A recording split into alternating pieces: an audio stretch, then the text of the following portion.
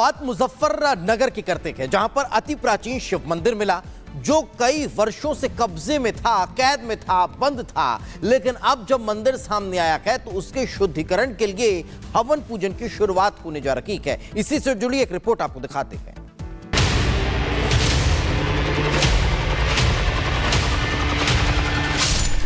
मुजफ्फरनगर में मंदिर मिला, अब यज्ञ होगा। कब्जा मुक्ति के बाद अब शुद्धिकरण यज्ञ।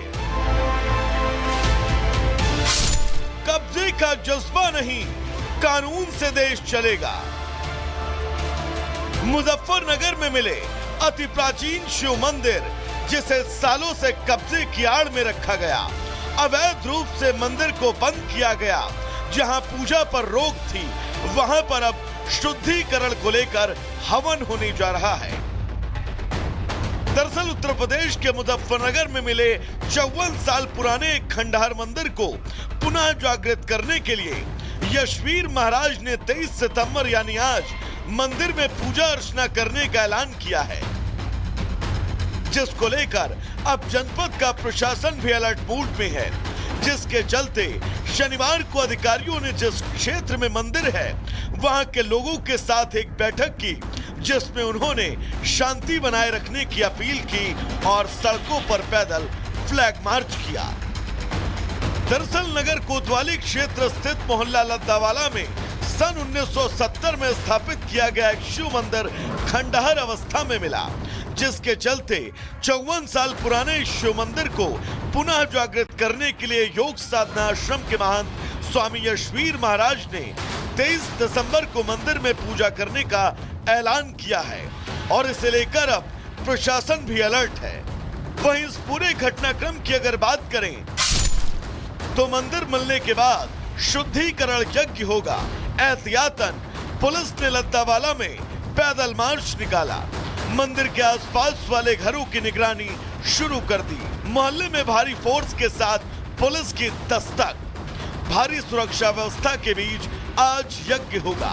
यज्ञ में बड़ी संख्या में हिंदू लोग शामिल होंगे। प्रशासन अलर्ट पर है तो वहीं साधु संत और सनातनी इस यज्ञ को लेकर पूरी तरह तैयार। और सिर्फ मुजफ्फरनगर ही नहीं, आज देश का हर सनातनी इन खबरों को देखकर यह सवाल उठा रहा है कि आखिर कट्टरता के बल पर उन्हें इतने साल अपने आराध्य से क्यों दूर रखा गया। Bureau report, Republic Bharat. कर रही थी गाजियाबाद क्राइम ब्रांच का एक्शन, मोबाइल टावरों के सामान चोरी करने वाले 5 शख्स गिरफ्तार, 7 करोड़ का माल बरामद किया गया। इजराइल के प्रधानमंत्री बेंजामिन नेतन्याहू का बयान, कहा जिस तरह से हमने ईरान में बैठे आतंकियों के खिलाफ लड़ाई लड़ी, हम उसी तरह हुतियों के खिलाफ कार्रवाई करेंगे। गाजा में इजराइल की सेना का अभियान जारी। गाजा पट्टी में हमले के बाद आसमान में दिखा धुएं का गुबार। आईडीएफ का हिजबुल्लाह के ठिकानों पर हमला जारी, नए ठिकानों को इजरायली सेना बना रही निशाना। गाजा पट्टी में निर्वासित लोगों के लिए बड़ी मुश्किल, ठंड से बचने के लिए लोगों के पास जरूरी इंतजाम नहीं, करीब 2 मिलियन लोग हुए विस्थापित। खामेनेई ने सीरिया में अराजकता के लिए अमेरिका और इजराइल पर लगाया आरोप, कहा असद के तख्तापलट के पीछे अमेरिका का हाथ। हूती विद्रोहियों का दावा, अमेरिका के हमले को विफल करने का दावा किया। सीरियाई राष्ट्रपति बशर असद के देश छोड़ने के बाद भी जनता में डर का माहौल, कई जगहों पर अभी भी युद्ध से जुड़े निशान। फ्रांस के मायोट में चक्रवाती तूफान के कारण सैकड़ों लोगों की मौत, फ्रांसीसी सैनिक लोगों को मदद पहुंचाने में जुटे। अमेरिका के टेक्सास में पुलिस से भागते हुए ट्रक ड्राइवर ने टेक्सास मॉल में मारी टक्कर, जिससे कई लोग घायल हुए। सर्बिया की राजधानी बेलग्रेड में सरकार के विरोध में बड़ा प्रदर्शन, सरकार के काम से नाखुश छात्रों और किसानों ने प्रदर्शन किया।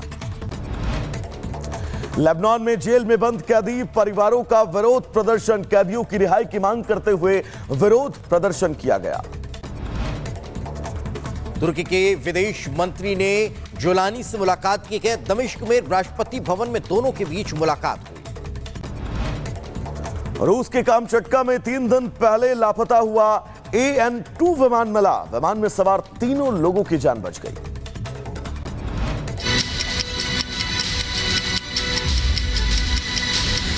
पेश करते हुए नजर आए तो अब अलग अलग अखाड़ों की अलग अलग दिनों पर पेशवाई जो है वो नजर आ रही है और ये भव्यता दिव्यता जो है वो आपको मेला क्षेत्र की देखने को मिल रही है। ये अद्भुत और विहंगम दृश्य जो है वो प्रयागराज में लगने वाले अद्भुत अलौकिक मेले का नजर आ रहा है, जहां पर तैयारियां लगभग अब अपने अंतिम दौर में हैं और पूर्णता की ओर है, जिसका जायजा लेने के लिए आज खुद मुख्यमंत्री योगी आदित्यनाथ भी पहुंचने वाले हैं। और ये तस्वीरें इस बात की तरफ इशारा करती हैं कि किस तरह से ये पूरा मेला क्षेत्र बनकर तैयार हो चुका है।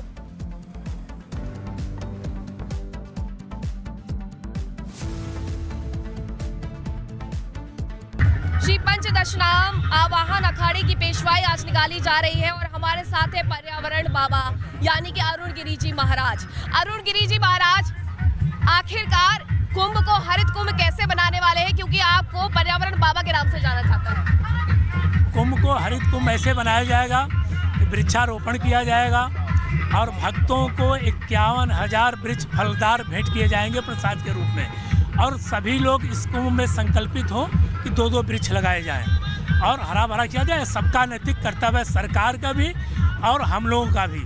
सभी कार्य पर्यावरण को बचाने के लिए सरकार को नहीं छोड़नी चाहिए, मनुष्य को, मानव को भी, सभी धर्म के अनुयायियों को चाहिए कि हम लोग पर्यावरण को बचाया जाए। ऐसा एक संदेश दिया जाएगा आप लोगों के माध्यम से। महाकुंभ की शुरुआत 13 जनवरी से होने वाली है, लेकिन उसके पहले छावनी प्रवेश शुरू हो गया है। आपको दिखा रहे हैं तस्वीरें जहां श्री पंचदशनाम आवाहन अखाड़ा का आज पेशवाई निकाली जा रही है और इसी पेशवाई के साथ माना यह जाता है कि छावनी प्रवेश में होते हुए ध्वज पताका की स्थापना के साथ ही यहाँ महाकुंभ की शुरुआत हो जाती है। इस महाकुंभ के जुलूस की अगर हम बात करें तो लगभग इसमें 50 ट्रैक्टर शामिल है, इसी के साथ घोड़े भी शामिल है, ऊंट भी शामिल है और रंग बिरंगे जो यहाँ पर महाकुंभ के रंग है वो देखने को मिल रहे हैं। श्री शंभू पंचदशनाम आवाहन अखाड़ा की ये यात्रा है जो शुरू हो चुकी है और इसी के साथ छावनी प्रवेश भी हो जाएगा। छावनी प्रवेश में जाकर के ध्वज पताका की स्थापना कर दी जाएगी। एक लंबा जुलूस है जो कि लगभग कई घंटों से यहाँ पर चल रहा है और अभी कई घंटों तक यहाँ चलने वाला है। महाकुंभ की शुरुआत इसी से मानी जाती है, जैसे ही ये छावनी प्रवेश हो जाता है वहाँ पर ध्वज पताका फहरा दी जाती है। जहाँ तक नजर जाएगी सिर्फ और सिर्फ ये बड़ा लंबा जुलूस ही नजर आ रहा है। वीडियो जर्नलिस्ट उमेश के साथ मैं मीनाक्षी, रजत रिपब्लिक।